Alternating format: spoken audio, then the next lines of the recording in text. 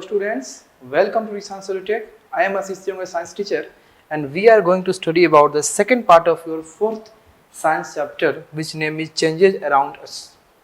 Students, ये हमारा जो चैप्टर है चेंजेस अराउंड अस, इसका ये सेकंड पार्ट है और इसके फर्स्ट पार्ट को हम लोग ऑलरेडी कवर कर चुके हैं और फर्स्ट पार्ट में हम लोग कुछ बेसिक्स जाने थे इस चैप्टर के बारे में कि चेंजेस क्या होते हैं और बेसिकली चेंजेस कितने प्रकार के होते हैं, ठीक है, इसके बारे में आपने जाना था। लेकिन इस पार्ट को स्टार्ट करने से पहले आपको हम ये बता दें हम लोग अपने पार्ट 1 में कौन कौन सी चीज़ें जो हैं वो पढ़ चुके हैं।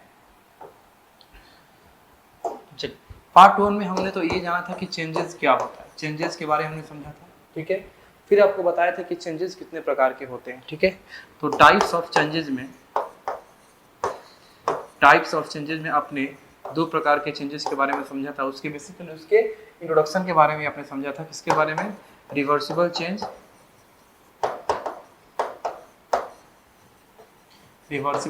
And irreversible change.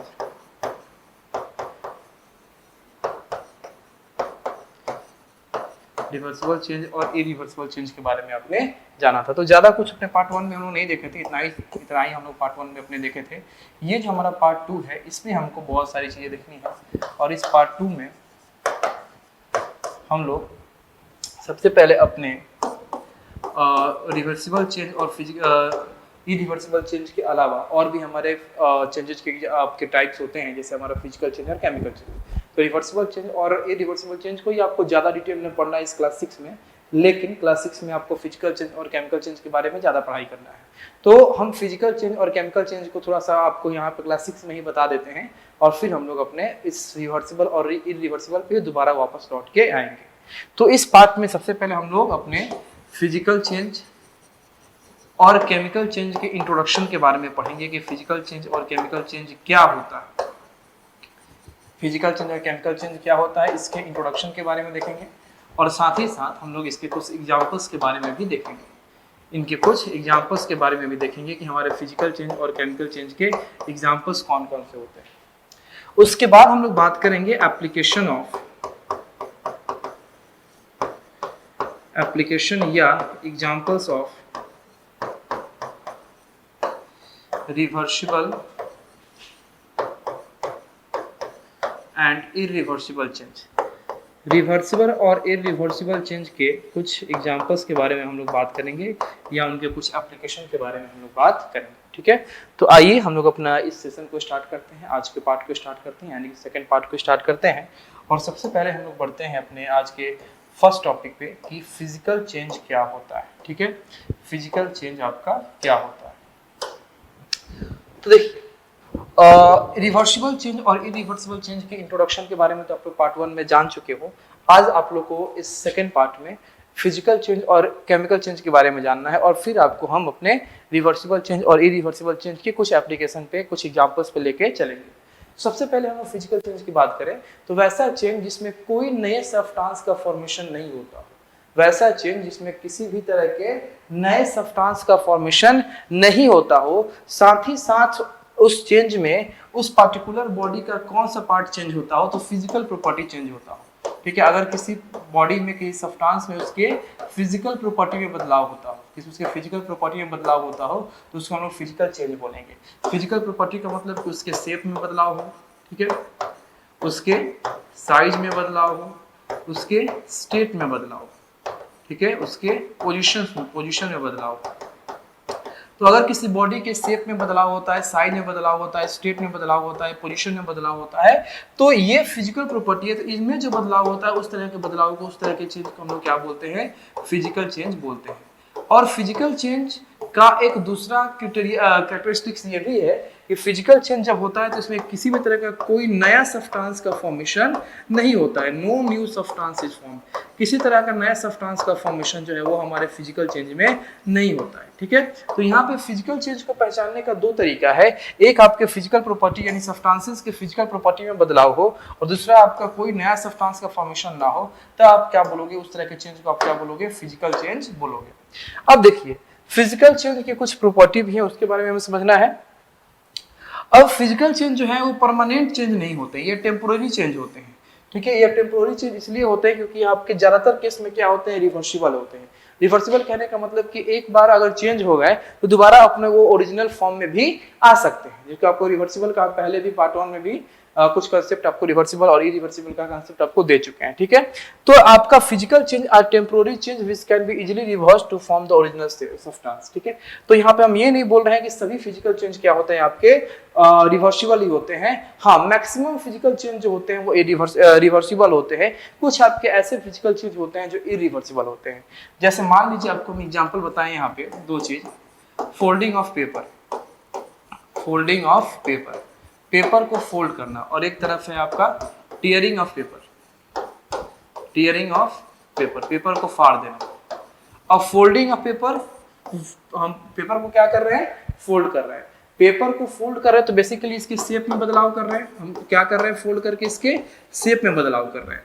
पेपर को टीयर कर रहे हैं तो इसके साइज में बदलाव कर रहे हैं, इसके साइज को छोटा कर रहे हैं। तो शेप और साइज में बदलाव कर रहे हैं तो ये दोनों आपका कौन सा चेंज कहलाएगा? पहले तो बात तो ये दोनों आपके फिजिकल चेंज कहलाएंगे। ये दोनों कौन सा चेंज होगा? फिजिकल चेंज होगा, ठीक है। अब हम बात करते हैं कि क्या इन दोनों की ओरिजिनल फॉर्म को, इन दोनों के आपके पहले वाले रूप को फिर से दोबारा हम गेन कर सकते हैं। तो देखिए, अगर आप पेपर को फोल्ड किए हो, मान लो एरोप्लेन बनाए हो, वाटर बोट बनाए हो, या कोई भी अगर आप कार्टून बनाए हो, तो अगर आप पेपर को फोल्ड करके कोई स्ट्रक्चर दिए हो तो दोबारा उसको खोल के फिर पेपर आप बना सकते हो। तो यहाँ पे ये पेपर अपने ओरिजिनल फॉर्म, अपने फर्स्ट फॉर्म को ले लिया, तो ये फोल्डिंग ऑफ पेपर क्या कहला गया? रिवर्सिबल चेंज कहला गया। क्या कहला गया? रिवर्सिबल चेंज, ठीक है। चलिए ठीक है, रिवर्सिबल चेंज। अब यहीं पे मान लीजिए कि आपने पेपर को फाड़ दिया, पेपर को आपने फाड़ दिया तो दोबारा उस पेपर को आप ज्वाइंट कर सकते हो उसी स्ट्रक्चर में? बिल्कुल नहीं कर सकते हो। तो ये टीयरिंग ऑफ पेपर क्या हो गया आपका? इरिवर्सिबल चेंज हो गया। ये क्या हो गया? इरिवर्सिबल चेंज हो गया। तो ये आपका एक ऐसा एग्जांपल है जिससे आपको ये पता चल रहा है कि ये फिजिकल चेंज आपके रिवर्सिबल भी होते हैं और फिजिकल चेंज आपके इरिवर्सिबल भी होते हैं। तो यहाँ से आप एक लाइन आप कंक्लूड कर सकते हो कि no all physical change are reversible, some physical change are irreversible also, ठीक है। तो देखिए, तो कुछ हमको इंपॉर्टेंट कैरेक्टरिस्टिक्स के बारे में जानना है। किसके कैरेक्टरिस्टिक्स के बारे में? फिजिकल चेंज के कैरेक्टरिस्टिक्स के बारे में जानना है। सबसे पहला कैरेक्टरिस्टिक्स जिसको आपको अभी हम बता चुके हैं कि फिजिकल चेंज में किसी प्रकार का कोई नया सब्सटेंस का फॉर्मेशन नहीं हुआ। आपने पेपर को फोल्ड किया तो पेपर ही था, पेपर को फाड़ दिया तो पेपर ही था, कहाँ कोई नया सब्सटेंस का फॉर्मेशन हुआ है ना। तो आपका क्या है, हमारे फिजिकल चेंज में किसी प्रकार के कोई न्यू सब्सटेंस का फॉर्मेशन नहीं होता है। फिर एक हमारा फिजिकल चेंज टेम्पोररी चेंज होता है, उसको आसानी से हम रिवर्स कर सकते हैं।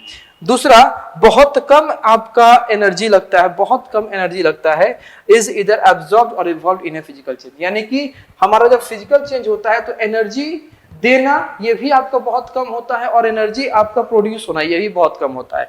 यानी कि फिजिकल चेंज में ना ही आपका एक्स्ट्रा एनर्जी प्रोड्यूस होता है लाइट के फॉर्म में, हीट के फॉर्म में, ना ही आपका हम लोग एक्स्ट्रा एनर्जी देते हैं लाइट के फॉर्म में या हीट के फॉर्म में। तो हम अपने फिजिकल चेंज में ना ही हम लोग किसी एक्स्ट्रा एनर्जी को देते हैं, ना ही वहां से एक्स्ट्रा एनर्जी क्या होता है आपका इवॉल्व होता है, प्रोड्यूस होता है। चलिए, जो टेम्पोररी चेंज होता है वो आपका टेम्पोररी चेंज कहाँ कहाँ हो सकता है? तो ये टेम्पोररी चेंज उसके कलर में हो सकता है, ठीक है, शेप साइज इसमें हो सकता है, जो कि हमारा फिजिकल प्रॉपर्टी होता है। पहले भी आपको बता चुके हैं कि ये फिजिकल चेंज आपका क्या है, किसी सब्सटेंस के फिजिकल प्रॉपर्टी में आया हुआ है, क्या है, चेंज है। यहाँ पे बहुत सारा आपको हम क्या दिए हैं, एग्जांपल्स दिए हैं। किसका एग्जांपल दिए हैं? फिजिकल चेंज का। ये सब क्या है? एग्जांपल्स ऑफ फिजिकल चेंज, ठीक है। अब देखिए, जितना ज्यादा आप लोग एग्जांपल को कंसीडर करोगे, जितना ज्यादा आप लोग एग्जांपल पे ध्यान दोगे, उतना ही ज्यादा ये जो चेंज का आपका टाइप है, फिजिकल चेंज और केमिकल चेंज, ये आपको क्लियर होगा। तो एग्जांपल पे ध्यान देना बहुत ज्यादा जरूरी है। तो आइए हम बात करते हैं अपने कुछ एग्जांपल्स पे। तो सबसे पहला है आपका मेल्टिंग ऑफ आइस। आइस का मेल्ट होना यानी कि वाटर बनना, या वाटर का बॉयल होना, या वाटर का फ्रीज होना, यानी वाटर का किसी भी एक फॉर्म से दूसरे फॉर्म में चेंज होना, ये आपका क्या होता है? फिजिकल चेंज होता है। क्योंकि आपको हम पहले ही बताए थे यहाँ पे कि आपका वाटर अगर एक फॉर्म से दूसरे फॉर्म में चेंज हो रहा है तो उसका कौन सा प्रॉपर्टी चेंज हो रहा है? तो स्टेट चेंज हो रहा है, और स्टेट जो है हमारा फिजिकल प्रॉपर्टी में आता है, ठीक है।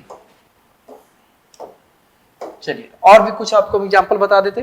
कंडेंसेशन यानी कि आपका वाटर वेपर से वाटर ड्रॉपलेट्स में कन्वर्ट होना। इवापोरेशन, ठीक है, ये भी आपका फिजिकल चेंज है। कपड़ा का कटिंग, क्लॉथ को कटिंग करते हो, ठीक है, आपका चॉक स्टिक को ब्रेक करते हो तो कपड़ा का कटिंग करते हो तो उसके आप साइज में बदलाव करते हो। चॉक स्टिक को ब्रेक करते हो तो उसके साइज में बदलाव करते हो। चॉक स्टिक को आप चॉक डस्ट में बदलते हो ब्रेकिंग ऑफ ग्लास, तो उसके साइज में बदलाव करते हो। लकड़ी को आप तोड़ते हो, साइज में बदलाव करते हो। ठीक है, अब बहुत सारे एग्जांपल्स यहाँ दिए हुए हैं। Dissolving of salt in water, salt को वाटर में डिसॉल्व करते हैं तो क्या होता है आपका, उसके हम लोग बेसिकली उसके समझिए तो उसके स्ट्रक्चर में, उसके स्टेट में क्या करते हैं हम लोग, बदलाव करते हैं। Making of soda water bye dissolving carbon dioxide, soda water का बनावट कार्बन डाइऑक्साइड को डिसॉल्व करके। ठीक है, glowing of an electric bulb, stretching of rubber band, ये सब क्या है आपका फिजिकल चेंज का एग्जांपल्स है। बहुत सारे एग्जांपल्स आपको हम यहाँ दिए हैं। आप चाहो तो इस वीडियो को रोक के नोट भी कर सकते हो, उसको पढ़ भी सकते हो, याद भी कर सकते हो, क्योंकि बहुत बार मतलब कि ऐसा अच्छा लगता है कि बच्चों को फिजिकल चेंज या केमिकल चेंज के बहुत सारे एग्जांपल्स उनको पता हो। तो एज ए टीचर आपको हम बहुत ज्यादा लिस्ट दे चुके हैं। अब आपकी रिस्पॉन्सिबिलिटी है कि इसको, इसमें से आप जितना ज्यादा याद कर सको, जितना ज्यादा आप याद रख सको। ठीक है, थोड़ा सा हम आप लोगों को अपने फिजिकल चेंज के जो एग्जांपल्स दिए थे, उसी एग्जांपल में से कुछ इंपॉर्टेंट एग्जांपल्स को निकाल के और इस फिजिकल चेंज को और अच्छे से आपको हम समझाने का प्रयास करते हैं। तो हमारे पास है melting of ice and freezing of water. ठीक है, लेकिन हम आपको तीनों चीज बताएंगे। देखिए यहाँ पे आपका है वाटर। अब ये जो वाटर है, ठीक है, ये वाटर जो है ये तीनों स्टेट में पाया जाता है। ठीक है, पहला आपका सॉलिड स्टेट, तो वाटर का जो सॉलिड स्टेट होता है वो क्या होता है, आइस होता है। दूसरा हो गया लिक्विड स्टेट, ठीक है, ये खुद हमारा वाटर है। और तीसरा हो गया वेपर, ये नहीं, वेपर क्या हो गया आपका, गैसियस स्टेट। ये कौन सा स्टेट हो जाएगा, गैसियस स्टेट। अब ये आपका वाटर के स्टेट में जो कन्वर्शन होता है, वाटर के स्टेट में जो कन्वर्शन होता है, वो कन्वर्शन आपका कौन सा चेंज होता है, फिजिकल चेंज होता है। कैसे, मान लीजिए कि आपके पास आइस है, आपके पास आपके फ्रीजर में क्या है, आइस है। आप उस आइस को क्या किया, फ्रिज से बाहर निकाल दिए। फ्रिज से जैसे वो आइस बाहर निकला तो वो क्या किया, अपने मेल्टिंग पॉइंट को एक्वायर कर लिया। तो अपने मेल्टिंग पॉइंट को एक्वायर कर लिया, और एक्वायर करने के बाद वो आइस जो है वो मेल्ट करना स्टार्ट किया, और मेल्ट करके वो क्या बन गया, आपका वाटर बन गया। दोबारा उस वाटर को तुमने कहाँ रख दिया, फ्रिज में रख दिया। दोबारा उस वाटर को तुमने कहाँ रख दिया, फ्रिज में रख दिया। ये फिर से क्या बन गया, आइस बन गया। तो आइस से आपका वाटर और फिर वाटर से आपका आइस, ये जो कन्वर्शन हो रहा है कि आइस वाटर बना फिर वाटर आइस बन गया, ये आपका फिजिकल चेंज भी है, क्योंकि इसके स्टेट में बदलाव हो रहा है। और फिजिकल चेंज के साथ साथ ये एक और चेंज है, ये अपने पुराने वाले फॉर्म को दोबारा गेन कर ले रहे हैं, यानी कि ये फिजिकल चेंज के साथ साथ रिवर्सिबल चेंज भी। ठीक है, तो ऐसी बात नहीं है कि सिर्फ वाटर के फ्रीजिंग और मेल्टिंग पे ही ऐसा होता है। जो हमारा कंडेंस इवेपोरेशन का और कंडेंसेशन का जो प्रोसेस होता है, ठीक है, इसमें भी आपका ये इवेपोरेशन और कंडेंसेशन, ये भी आपका फिजिकल चेंज का ही एग्जांपल है। कैसे, तो समझिए, मान लीजिए कि ये आपका क्या है, गैस स्टोव।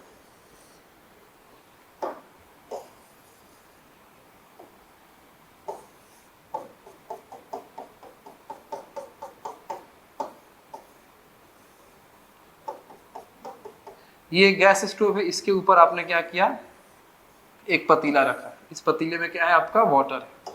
इस पतीले में क्या है, ठीक है, या इस पात्र में क्या है, इस पात्र में वाटर है।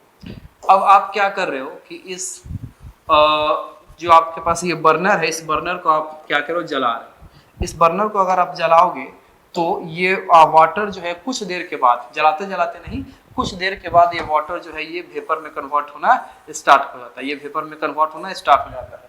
अब आप क्या करो, एक दूसरा प्लेट लो, ठीक है, उस प्लेट को इस वेपर के सामने लेके जाओ। उस प्लेट को इस वेपर के सामने लेके जाओ। जब सामने लेके जाओगे और ये वेपर जब इस प्लेट से टकराएगा तो तुम देखोगे क्या कि उस प्लेट पे आपका क्या हो गया है, वाटर के ड्रॉपलेट्स जो हैं, वाटर के ड्रॉपलेट्स जो हैं उस प्लेट पे क्या हो गए हैं, आके आपके डिपॉजिट हो गए। ठीक है, तो ये आपका टकराया कौन था, यहाँ से टकराया कौन था, वेपर। टकराया कौन था, वेपर। और टकराने के बाद ये बन क्या गया आपका वाटर, बन क्या गया आपका वाटर। और ये वेपर किससे बना था, ये वेपर किससे बना था, वाटर से ही बना था। ये वेपर किससे बना था, वाटर से ही बना था। तो आप समझिए कि आपका पहले ये क्या था, वाटर था। पहले ये क्या था, वाटर था। वाटर से ये क्या बना, वेपर बना। ठीक है, वाटर से ये क्या बना, वेपर बना। और फिर वेपर से ये क्या बन गया, वाटर बन गया। यानी कि इसके स्टेट में क्या हो रहा है, बदलाव हो रहा है। तो इसके स्टेट में बदलाव हो रहा है, इसलिए ये क्या होगा, फिजिकल चेंज होगा। लेकिन ये वाटर से वेपर बना तो फिर वेपर से वाटर, यानी अपने पहले वाले फॉर्म को अटेंड कर लिया। तो ये फिजिकल चेंज के साथ साथ ये हमारा रिवर्सिबल चेंज का भी एग्जांपल है। ठीक है। तो ये हमारा वाटर के स्टेट में जो कन्वर्शन होता है, चाहे आपको मेल्टिंग हो, चाहे फ्रीजिंग हो, चाहे वो आपका इवेपोरेशन हो, चाहे आपका कंडेंसेशन हो, ये सब क्या होते हैं, ये सारे के सारे आपके फिजिकल एंड रिवर्सिबल चेंज होते हैं। ठीक है, आप देख सकते हैं ये आइस है, ठीक है, तो ये आइस से वाटर बन गया और फिर ये वाटर से क्या बन सकता है, आइस बन सकता है। इसलिए आपका ये melting of ice and freezing of water, ये हमारे फिजिकल चेंज के साथ साथ ये आपके रिवर्सिबल चेंज भी होते हैं। नेक्स्ट है हम लोग का boiling and condensation of steam, यानी वही वेपोराइजेशन एंड कंडेंसेशन अभी जो आपको बताया है, वो भी आपका फिजिकल चेंज के साथ साथ रिवर्सिबल चेंज होता है। ये भी आपका फिजिकल चेंज के साथ साथ रिवर्सिबल चेंज होता है। अब हम लोग अपने फिजिकल चेंज के बारे में थोड़ा सा इंट्रोडक्शन ले लिए। अपने क्लास 6 में जितना आपको जानना था उसके इतना तो हम ले ही लिए, उससे ज़्यादा भी हम लोग बात करनी है फिजिकल चेंज के बारे में। ठीक है, अब हम लोग क्लास 7 में इस फिजिकल चेंज के बारे में बात करेंगे। अब हम लोग का जो नेक्स्ट टॉपिक है जिसके बारे में हम लोग बात करने जा रहे हैं वो है केमिकल चेंज। ठीक है, तो केमिकल चेंज जो है जस्ट आपका फिजिकल चेंज का क्या होता है, अपोजिट होता है। केमिकल चेंज जो है ये हमारे फिजिकल चेंज का क्या होता है, अपोजिट होता है। तो आइए हम लोग बात करते हैं पहले केमिकल चेंज के बारे में कि केमिकल चेंज क्या होता है। तो केमिकल चेंज आपका एक ऐसा चेंज होता है जिसमें हमारे न्यू सब्सटेंसेस का फॉर्मेशन होता है। फिजिकल चेंज में न्यू सब्सटेंस का फॉर्मेशन नहीं हुआ था, लेकिन केमिकल चेंज में हमारा न्यू सब्सटेंसेस का फॉर्मेशन जो होगा वो होगा। ठीक है, केमिकल चेंज जो होता है ये परमानेंट चेंज होता है। परमानेंट चेंज कहने का मतलब कि एक बार ये अगर किसी फॉर्म में बदल गया तो फिर उस फॉर्म से वो अपने पहले वाले फॉर्म में बदल नहीं सकता है, यानी कि ये सिंगल टाइम चेंज है। एक बार चेंज हो गया तो दोबारा वो अपने ओरिजिनल फॉर्म में नहीं आ सकता। ये हमारा केमिकल चेंज, यानी कि केमिकल चेंज हमारे क्या होते हैं, इरिवर्सिबल नेचर के होते हैं। केमिकल चेंज जो होते हैं वो इरिवर्सिबल नेचर के होते हैं, इसीलिए हम कहते हैं कि all chemical change are irreversible. ठीक है, चलिए अब हम लोग केमिकल चेंज के कुछ कैरेक्टरिस्टिक्स, कुछ प्रॉपर्टीज के बारे में बात करेंगे। तो सबसे पहला प्रॉपर्टीज आपका कि वन और more new substances are formed in a chemical change. जब भी आपका केमिकल चेंज होगा तो एक या एक से ज्यादा न्यू सब्सटेंसेस का फॉर्मेशन जो है वो जरूर होगा। दूसरा, एक केमिकल चेंज जो है हमारा परमानेंट चेंज होता है, यानी कि एक बार ये चेंज हो गया तो फिर ये दोबारा अपने इस ओरिजिनल फॉर्म को एक्वायर नहीं कर सकता है। तीसरा, केमिकल चेंज को कराने के लिए या केमिकल चेंज होने के बाद कराने के लिए आपको एनर्जी देना पड़ सकता है, ज्यादा से ज्यादा अमाउंट में एनर्जी देना पड़ सकता है, चाहे वो एनर्जी आप लाइट के फॉर्म में दो चाहे हीट के फॉर्म में दो, या आपके कराने के बाद में आपका ये एनर्जी प्रोड्यूस भी हो सकता है, चाहे वो लाइट के फॉर्म में प्रोड्यूस हो चाहे वो हीट के फॉर्म में प्रोड्यूस हो। फिर है साउंड भी आपके केमिकल चेंज में निकल सकते हैं। मान लो कि हम लोग पटाखा यानी कि क्रैकर्स को जलाते हैं, तो क्रैकर्स को जलाते हैं तो क्रैकर्स से आपका लाइट भी निकलता है, हीट भी निकलता है और साउंड भी निकलता है। तो ये जो बर्निंग ऑफ क्रैकर्स है हमारा क्या है, केमिकल चेंज का एग्जांपल है, क्योंकि एक बार अगर आपने क्रैकर को जला दिया तो फिर दोबारा आप उसको अपने ओरिजिनल फॉर्म में नहीं एक्वायर कर सकते हो। ठीक है, तो ये आपका क्या है, क्रैकर्स का जलना, ये केमिकल चेंज है। और इस क्रैकर्स का ये एग्जांपल है जो आपको सटीक बताता है कि हमारा केमिकल चेंज जब होता है तो उससे आपका लाइट निकल सकता है, हीट निकल सकता है और साउंड भी प्रोड्यूस हो सकता है। फिर हम बात करेंगे कि गैस में भी formed in a chemical change, gas भी आपका बन सकता है। जैसे मान लीजिए कि आप कोई फ्यूल को, कोई ईंधन को आप जला रहे हो, जैसे मान लो कि आप लकड़ी जला रहे हो, लकड़ी को जलाते हो तो उसमें से कार्बन डाइऑक्साइड गैस जो है वो निकलता है। तो ये कार्बन डाइऑक्साइड गैस जलाने के बाद प्रोड्यूस हुआ, तो वो जो बर्निंग ऑफ आपका वुड है, वो बर्निंग ऑफ वुड क्या है, आपका केमिकल चेंज है। तो केमिकल चेंज आपका 1 2 3 4 बहुत सारे सब्सटेंसेस को, नए नए सब्सटेंसेस का फॉर्मेशन कर सकता है, एनर्जी का फॉर्मेशन कर सकता है, साउंड का फॉर्मेशन कर सकता है। ठीक, फिर बात करेंगे चेंज इन स्मेल में टेक प्लेस और ए न्यू स्मेल में be given of in a chemical change. ठीक है, अगर आप बात करो कि एनर्जी, चाहे आपका साउंड या आपका कलर, स्मेल, ये सब आपके बदल सकते हैं। हमारा वो चेंज होने के बाद ये सब कुछ बदल सकता है। जैसे मान लीजिए कि अभी का जो सीजन चल रहा है उसी पे आपको एग्जांपल देते हैं हम कि अभी अपने आम के पेड़ पे क्या लगा हुआ है, कच्चा आम हो चुका है। अभी इस कच्चे आम का जो स्मेल है ये कुछ और ही होता है। ठीक है, महीने 2 महीने बाद ये जब पक जाएगा तो पकने के बाद इसका स्मेल और कलर दोनों बदल जाता है। तो ये आम का या किसी फल का पकना क्या है, केमिकल चेंज। क्यों? क्योंकि उस केमिकल चेंज को एक बार अगर कोई फल पक गया तो दोबारा वो कच्चा नहीं हो सकता है। दूसरी बात, उसके आपके केमिकल प्रॉपर्टीज में बदलाव होते हैं, वो अंदर से पूरा मीठा हो जाता है, अंदर से सॉफ्ट हो जाता है ना, उसके केमिकल प्रॉपर्टीज में बदलाव होते हैं। तीसरी बात कि उसका स्मेल चेंज हो जाता है, उसका कलर चेंज हो जाता है ना, ये बहुत सारे हमारे कैरेक्टरिस्टिक्स चेंज हो जाते हैं केमिकल चेंज के दौरान। फिर है कि परमानेंट चेंज इन कलर में take place in chemical change, ठीक है। आपका ऐसा बात नहीं है कि जब केमिकल चेंज होगा तो जो कलर में बदलाव हो रहा है, जो स्मेल में बदलाव हो रहा है, वो कुछ ही क्षण के लिए वो बदलाव हो, फिर वो अपने पुराने वाले कलर या स्मेल को एक्वायर कर ले, ऐसी बात नहीं है। एक बार अगर केमिकल चेंज हुआ और वहां कलर और स्मेल का बदलाव हो गया तो वो परमानेंट चेंज होता है। वो कलर आपका परमानेंटली आपका चेंज हो गया, वो स्मेल परमानेंटली चेंज हो गया, ठीक है। वो रहे या ना रहे, लेकिन पुराना वाला तो नहीं आ सकता है, पुराना वाला वो नहीं आ सकता है, ठीक है।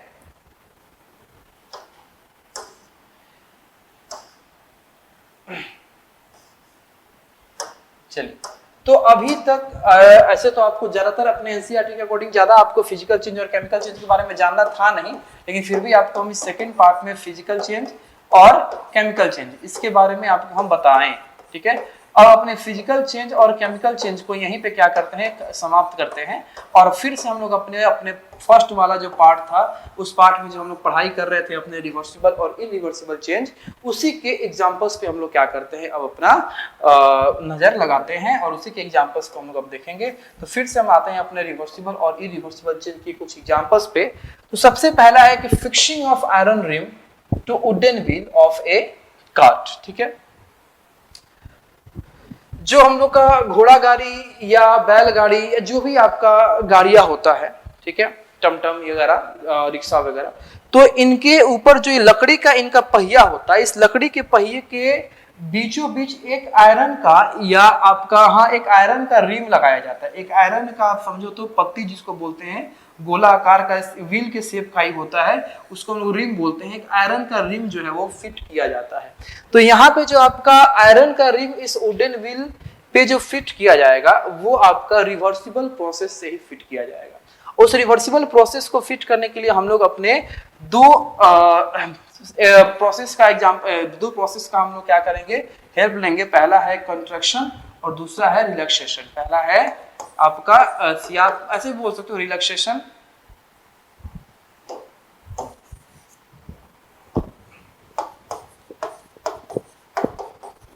Relaxation and contraction.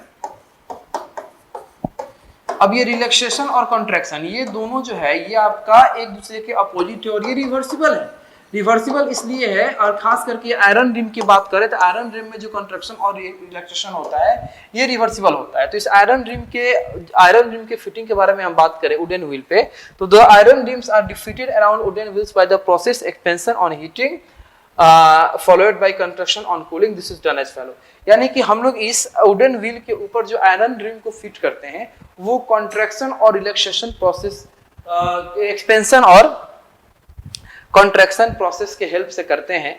और ये एक्सपेंशन जो होता है, ये एक्सपेंशन आपका हीट करने से होता है। उस आयरन रिंग को आप हीट करते हो तो उसके पार्टिकल्स जो है एक दूसरे को छोड़ के क्या करते हैं, एक दूसरे को छोड़ के वो अपने पास स्पेस बनाते हैं, और स्पेस बनाते हैं तो आयरन रिम जो है वो फैल जाता है, वो बड़ा हो जाता है।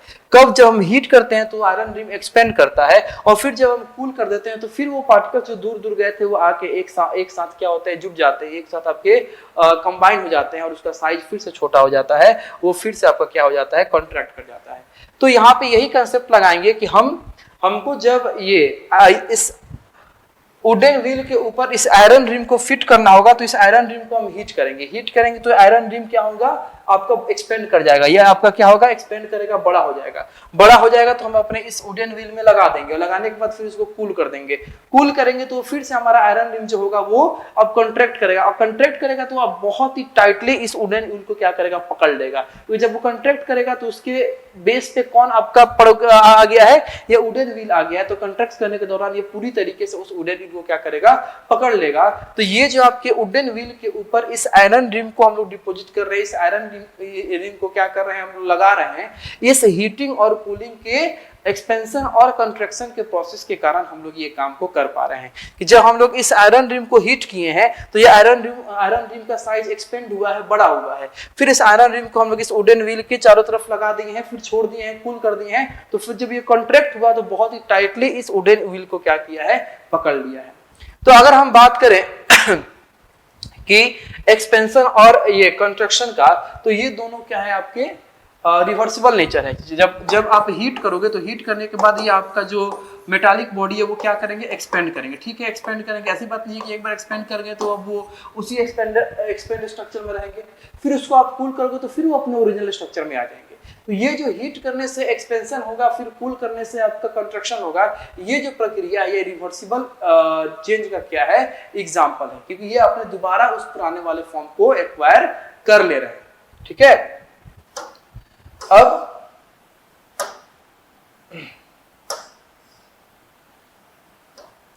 हाँ, अब हम लोग ये जानेंगे कि reversible and irreversible change involve in the same material. अगर कोई मटेरियल है तो उस मटेरियल में रिवर्सिबल और इरिवर्सिबल दोनों आपका एक साथ एक ही बार में हो सकता है या होता है। ठीक है, तो उसी के एग्जांपल के बारे में जानेंगे। तो even same materials can undergo reversible change और irreversible change under different set of conditions. This will become more clear from the following example. यानी कि हम लोग अपने एक ही मटेरियल में अलग अलग कंडीशन पे ये देखेंगे कि वही मटेरियल एक बार वो क्या हो रहा है, रिवर्सिबल चेंज को शो कर रहा है, और वही मटेरियल एक बार किसको शो कर रहा है, इरिवर्सिबल चेंज को शो कर रहा है। और ये जो एग्जांपल इसको आपको पहले ही हम बता दिए थे पेपर वाला, कि एक बार आप पेपर को फोल्ड कर रहे हो और दूसरी बार पेपर को कट कर रहे हो। तो अगर आप पेपर को फोल्ड कर रहे हो तो फिर उस फोल्डेड स्ट्रक्चर को ओपन करके आप अपने ओरिजिनल पेपर को क्या कर सकते हो, फिर दोबारा प्राप्त कर सकते हो, उस ओरिजिनल पेपर को दोबारा ऑब्टेन कर सकते हो। तो फोल्डिंग ऑफ पेपर जो है वो आपका रिवर्सिबल चेंज हुआ। अब उसी पेपर को क्या करो, सीजर उठाओ, उसको काटना स्टार्ट करो, उसको छोटे छोटे पार्टिकल्स में काट दो, फाड़ दो। ठीक है, अब दोबारा तुम कोशिश करो कि उस ओरिजिनल पेपर को एक्वायर कर लें, ये नहीं हो सकता है ना, ये नहीं हो सकता। तो उसी पेपर को जब आपने फोल्ड किया तो वो रिवर्सिबल चेंज का काम किया, लेकिन जब आपने काट दिया, फाड़ दिया तो वो इरिवर्सिबल चेंज का काम किया। तो यहाँ पे पेपर का फोल्डिंग रिवर्सिबल को शो कर रहा है, और सेम मटेरियल यानी उसी पेपर का जो टीयरिंग है या आपका कटिंग है वो आपका इरिवर्सिबल को शो कर रहा है। ठीक है, और भी कुछ एग्जांपल हम बात करेंगे जो आपके रिवर्सिबल और इरिवर्सिबल को सेम मटेरियल शो करते हो, जैसे rolling a roti and baking a roti. रोटी को रोल करना और रोटी को पका लेना। ठीक है, एक बार रोटी को हम रोल कर रहे हैं, फिर एक बार रोटी को हम क्या कर रहे हैं, पका ले रहे हैं। ठीक है, तो रोटी का बनना अपने घर में तो सब लोग देखे, रोटी का बनना जो है वो अपने घर में हम लोग सब लोग देखे हैं। अब देखिए, रोटी का रोल करना जो है ये आप बेलन से चौकी पे बेलन से हम लोग क्या करते हैं, रोल करते हैं। ठीक है, अब इसको रोल कर हम लोग कैसे करते हैं, तो पहले हम लोग आटा को सानते हैं, आटा को सान के उसको डफ बनाते हैं और डफ का बॉल लेते हैं, इसको हम लोग गोलियां कहते हैं। वो बॉल को क्या करते हैं, उस चौकी पर रख के उसको बेल के और उस रोटी को हम क्या करते हैं, रोल करते हैं। अब हमारा मन, हम मान लो कि रोटी को रोल कर दिए या फिर उसको हम अपने उस बॉल में कन्वर्ट करना चाहते हैं, तो फिर उस रोटी के रोल स्ट्रक्चर को ममोड़ के क्या करेंगे, एक आप उस बॉल में कन्वर्ट कर देंगे। तो बॉल से, वो जो आपका डफ का बॉल था, उस बॉल से आपने क्या बनाया, रोल्ड रोटी बनाया। ठीक है, अब फिर उस रोल रोटी को आप फिर से दोबारा अपने हाथ में मोड़ के क्या कर सकते हो, बॉल में कन्वर्ट कर सकते हो। तो वही रोटी का रोल होना वो क्या शो कर रहा है, यहाँ पे रिवर्सिबल नेचर को शो कर रहा है। रोटी का रोल होना ये किसको शो कर रहा है, रिवर्सिबल चेंज को शो कर रहा है। और वही आपका रोल रोटी अगर एक बार इस तवे पे पड़ के पक जाता है, अगर ये रोटी एक बार पक जाता है, तो पकने के बाद अगर चाहते हो कि फिर से वो रोल रोटी या उस बॉल में इसको हम कन्वर्ट करा दें, तो ये मुश्किल है।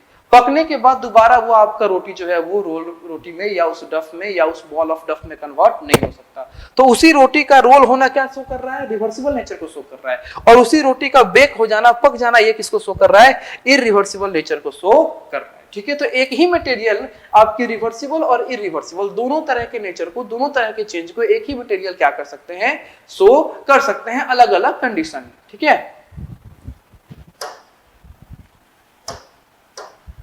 चलिए यहाँ भी एक एग्जांपल हम लोग और लेते हैं। बता रहे थे कि हमारा मेल्टिंग ऑफ वैक्स और बर्निंग ऑफ वैक्स ये एक बार रिवर्सिबल नेचर, ठीक है, एक बार में रिवर्सिबल नेचर, और फिर आपका इरिवर्सिबल नेचर किस प्रकार से शो करेंगे। ठीक है, तो देखो, अगर आपके पास ये क्या है, सॉलिड वैक्स है, ये क्या आपके पास सॉलिड वैक्स है। इस सॉलिड वैक्स को आपने क्या किया, टेम्परेचर देके या हीट करके इसको आपने लिक्विड वैक्स में चेंज कर दिया। तो फिर लिक्विड वैक्स में चेंज करिए, फिर उसको हम फ्रीज करके क्या कर सकते हैं, सॉलिड वैक्स में चेंज कर सकते हैं।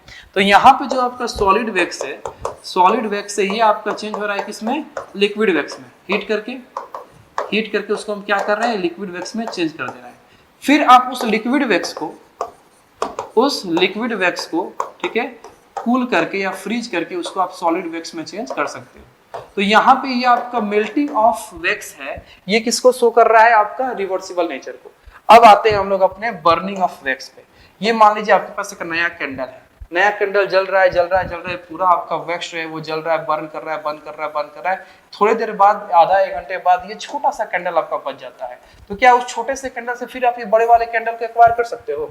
यानी एक बार जब पूरा आपका वैक्स जल गया तो दोबारा उस कंप्लीट वैक्स को आप क्या कर सकते हो, नहीं ला सकते हो। तो वहां पे बर्निंग ऑफ वैक्स क्या हो रहा है, आपका इरिवर्सिबल नेचर को, इरिवर्सिबल चेंज को क्या कर रहा है, शो कर रहा है। तो इस तरीके से आपने ये देखा कि एक ही मटेरियल अलग अलग कंडीशन पे एक बार रिवर्सिबल नेचर को शो कर रहा है और एक बार इरिवर्सिबल नेचर को शो कर रहे हैं, ठीक है।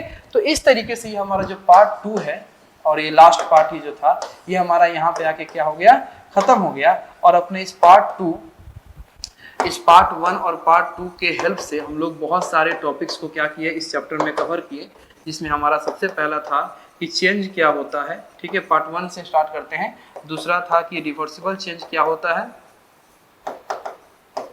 ठीक है, रिवर्सिबल चेंज क्या होता है, और आपका इरिवर्सिबल चेंज क्या होता है।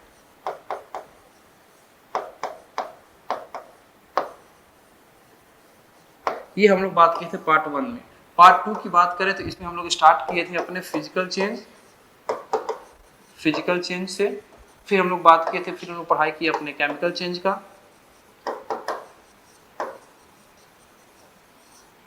फिर हम लोग बात किए एक्सपेंशन एंड कॉन्ट्रैक्शन का, ठीक है, फिर हम लोग बात की अपना कि रिवर्सिबल चेंज एंड इनरिवर्सिबल चेंज, ठीक है, रिवर्सिबल चेंज और आपका इरिवर्सिबल चेंज दोनों एक ही मटेरियल में किस प्रकार से आपको दिख जाता है, ठीक है, दोनों एक ही मटेरियल में चेंज इन सेम मटेरियल ये आपका किस प्रकार से होता है। और इस तरीके से हम लोग अपने इस चैप्टर के पार्ट 1 और पार्ट 2 दोनों को यहाँ पे आके खत्म किए। और अगर अच्छे कंक्लूजन के साथ आपको बोला जाए तो हम लोग ये टोटल चैप्टर यहाँ पे आके क्या किए हैं, खत्म किए हैं। तो अब मिलते हैं आपसे हम आपके साइंस बुक के अगले चैप्टर के हमारे पार्ट 1 में। तब तक के लिए थैंक यू सो मच और मन लगा के पढ़ाई कीजिए।